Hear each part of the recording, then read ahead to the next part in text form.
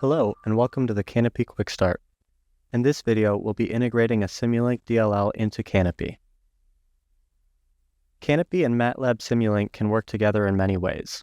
Some of these include using MATLAB scripts to control CANape via the CANape API, using Simulink models in CANape projects, and using MATLAB files to stimulate an ECU as we saw in the last video, among many other uses.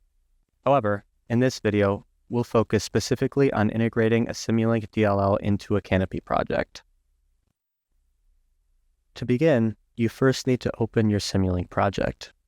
The project I'll be using in this example is the Simulink library project, Modeling of an Automatic Transmission Controller. First, open the library browser. At the bottom, you'll see CANape Bypass, CANape vSignalizer Target, and Vector Simulink XCP Server. In this example, we'll need the CANape output blocks from the CANape I/O section. I'll need to create 3 CANape output blocks and drag and drop the line to connect it to my output signals. One of them will be called throttle to match my throttle output, one engine RPM, and one of them will be called vehicle speed. However, as we know, CANape needs an A2L file to set up a device. This A2L file needs signals, so how do we create these signals? We'll have to map each of these CANape output blocks to an output signal from Simulink to create our A2L file. Next, open the Data Object Wizard. Once you open the Data Object Wizard, there will be a button at the bottom left that says Find. When you click the Find button, this will let Simulink build your model and create all output variables. This will be the step that allows you to create signals for your A2L file. Granted, if you haven't yet built your Simulink model, this step may take a moment because it first has to build your Simulink model. Simply press Select All and Create, and this will create all objects.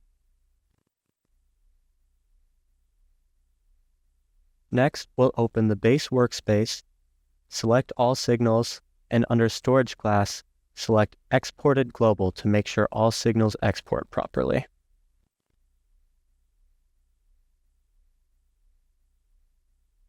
Our last step in Simulink is to open up the model settings and make sure we have the correct output model. Under Code Generation, we'll need to choose the correct target.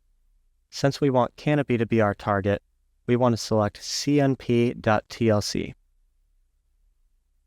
Lastly, in the CANape Code Generation tab that appears when you change the model, you'll need to specify your output directory. This will be important when you set up your CANape project. Once you've pressed Ctrl-B to build your Simulink model, you can get started with CANape. The first step is to drag and drop your DLL file into CANape so that CANape has a measurement mode to measure the Simulink model with. Now you'll need to create a device in CANape. In the ECU category, you'll choose Simulink DLL. In the next window, you'll choose the A2L that MATLAB generated. And then in the next window, you'll choose the DLL model, which is the DLL that you dragged into CANape to create your measurement mode.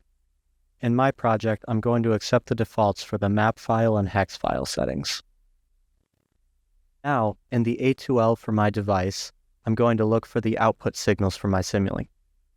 I'm just going to select vehicle speed and engine RPM. It also lets you bring your Simulink model into your project by right-clicking and selecting Other Windows, Model Explorer. The configuration file you'll choose here is the INI file in your Simulink build folder. Once you select this, you can assign a device, and once you press OK, you'll see your Simulink model in CANape. I'm just going to move my graphic window so you can see my entire project. And then once I do this, I'm going to start a measurement in CANape. Once I run my CANape measurement, I'm going to run my Simulink model as well. When it's finished running, I'm going to double-click on the output so I can see the graphs in Simulink. Lastly, I'll go stop my CANape measurement so I can compare. As I put the graphs side by side, you'll see that CANape has successfully measured data from my Simulink model.